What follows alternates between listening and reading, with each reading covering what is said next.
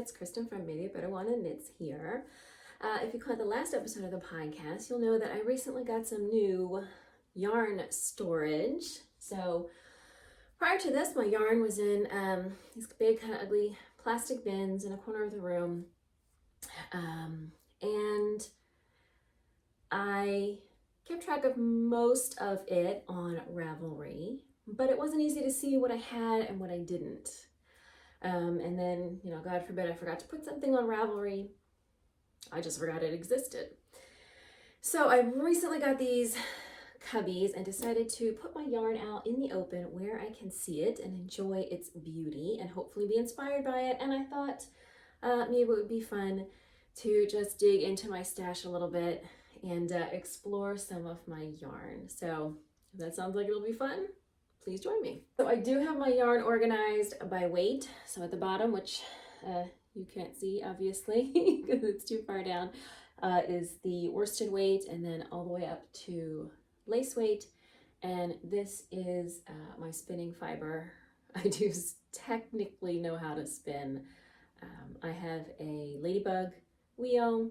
I hardly ever spin, although I am considering taking on a big spinning project in the near future, which I'll probably talk more about in the next episode of the podcast if I decide to do it. But I do have some spinning fiber. Some of it, like this was from, I want to say like a swap kind of thing, like maybe, what was it called? It was like a fiber share, maybe, that swap that was going on before COVID. So it says something one of a kind to spin for a project for yourself.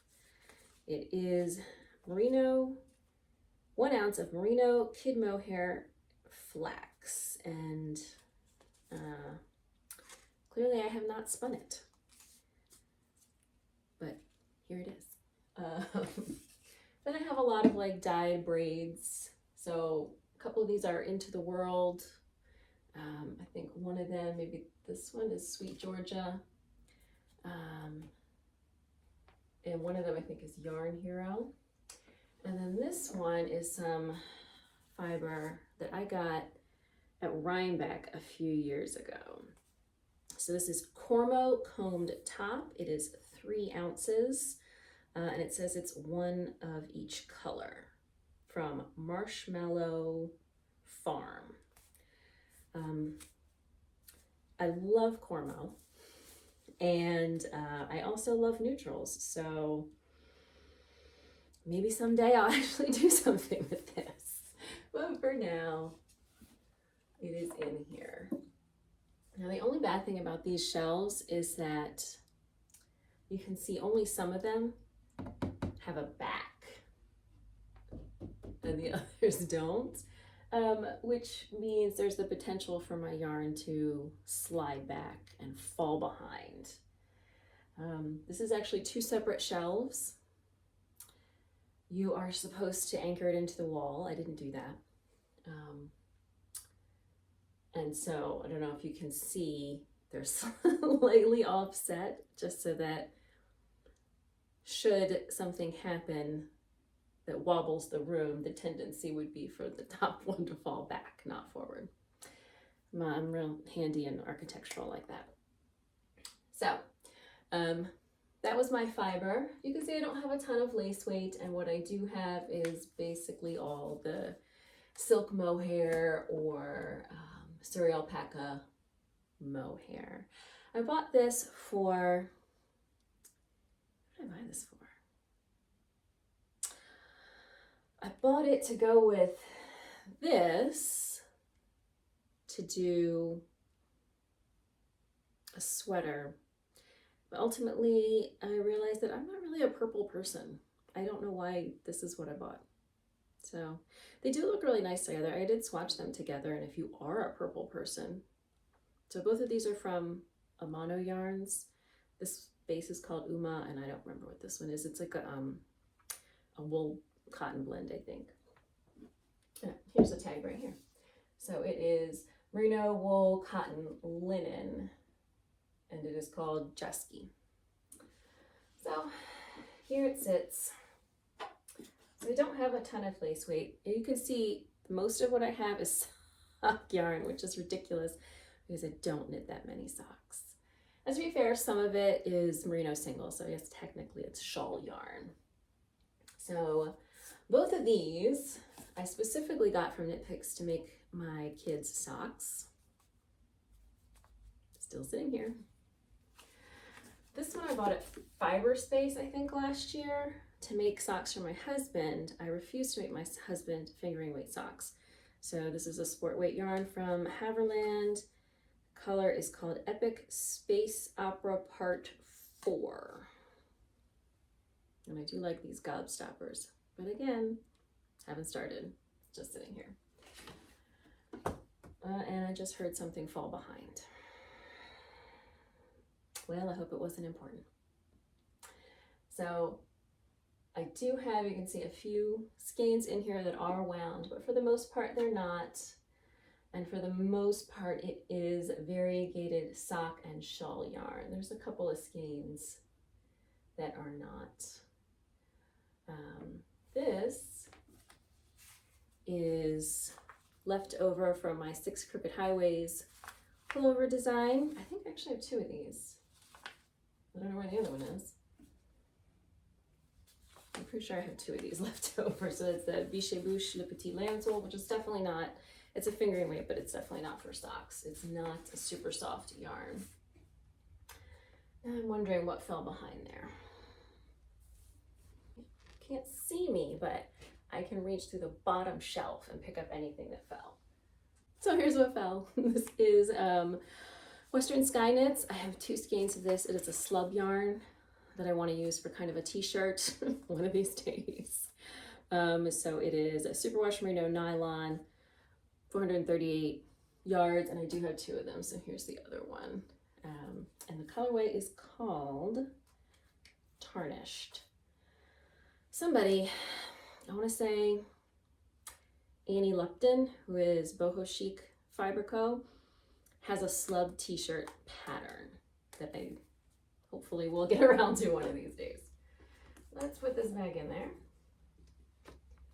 So clearly I need more sock yarn. These 4 shelves are my DK weight yarn. And I do think I need more DK weight yarn.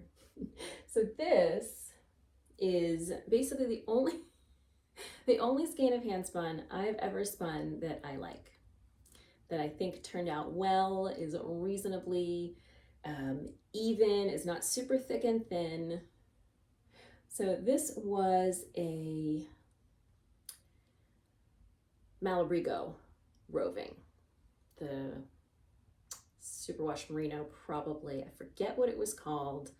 And I spun this years ago, and it's still just sitting here. I don't know what to do with it. I do, like I said, I really like how it turned out. But I haven't found a lot of projects really for hand spun, especially, like I said, I think it's relatively even for me as a spinner, but it is definitely, like, there's definitely, you know, some strands like this and then some strands like this. So it is definitely still kind of a thick and thin. But it stays on the shelf, so I can remind myself that at least once I spun some yarn that turned out okay. Here's my manchalope that I showed in the last podcast, taking up most of a shelf. This is not a DK weight yarn. This is a fingering weight yarn, but it doesn't fit. It is ritual dyes. I guess I want to say it's a cotton linen fingering that they have, but I'm not 100% sure, that I bought thinking I was going to create a warm weather version of my Urakati pattern, but then ultimately deciding that I didn't think it was going to be worth the time and effort. That is a striped t-shirt design that I have that has raglan shaping, sort of short cap sleeves and eyelets along the raglans and down the body. I actually don't wear striped clothes myself, so it seemed like a lot of work to reknit a t-shirt basically just for the purpose of photographing it for a pattern. So ultimately I retired that idea. I do still have the yarn, so maybe it'll become another kind of t-shirt at some point. But it doesn't fit here, so that's why it's down here. And so the bottom shelf of my DK that you can really only see part of, and I will lower the camera in a minute, are my sweater quantities. So I have 4 sweater quantities. This one is a yarn that is discontinued by Knit Picks that I actually like. It's a alpaca cotton blend. So it's soft. You know, cotton can have a tendency to be stiff, but since it's got alpaca, it's really nice and drapey. Again, I don't know why I picked this color. This is really not a color that I wear a lot. I don't know.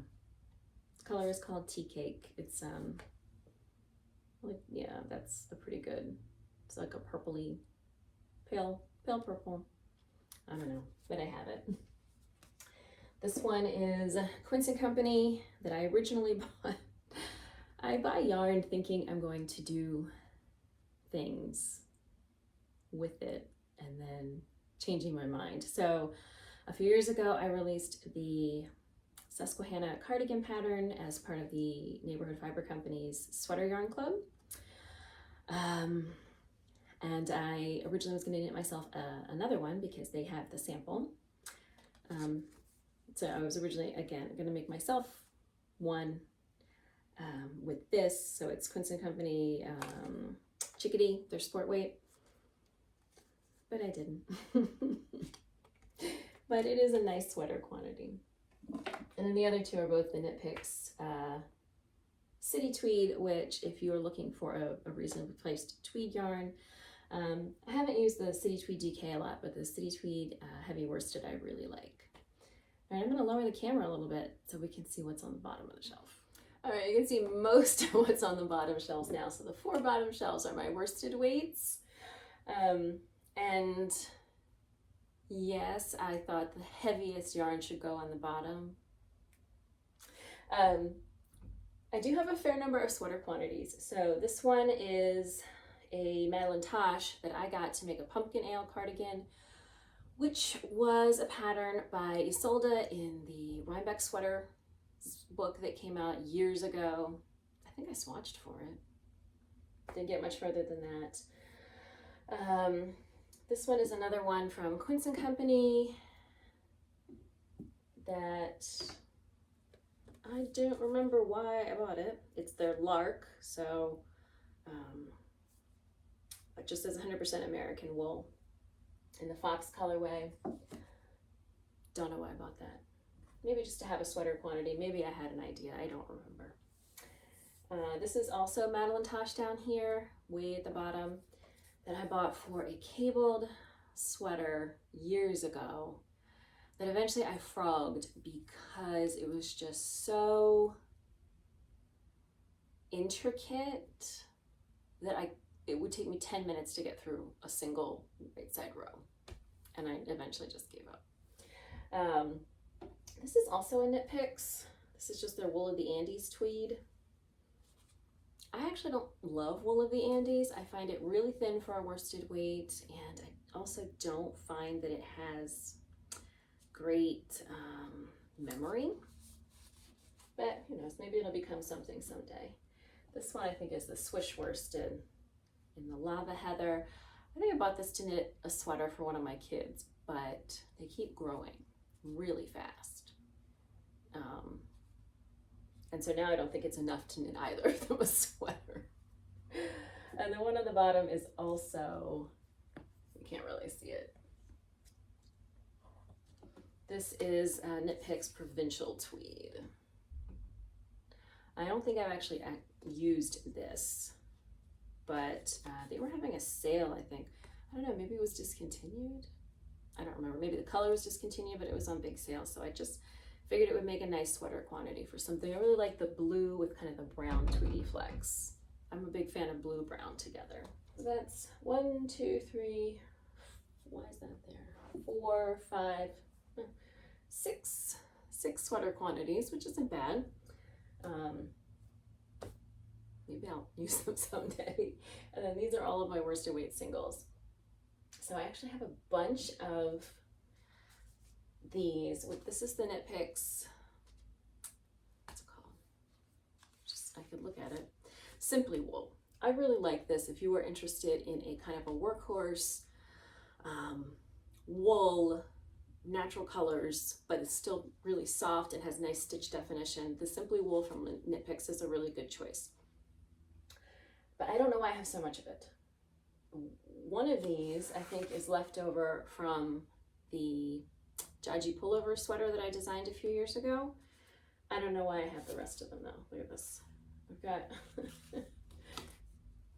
and it's hard to tell, but these actually are all different colors. Maybe if you get a little closer, you can kind of see that they're different. So obviously this one's different. It's a marled. And then this one is pretty distinctly different. So this one is a little browner, and it is called Winnie. But these two, I believe, are different. This one is Winkle. Oh no, these are both Winkle. I'm wrong. They actually are not different. So at least one of them is left over from that sweater, but I don't think both are, and I don't know why I have so much of this. But I do like it.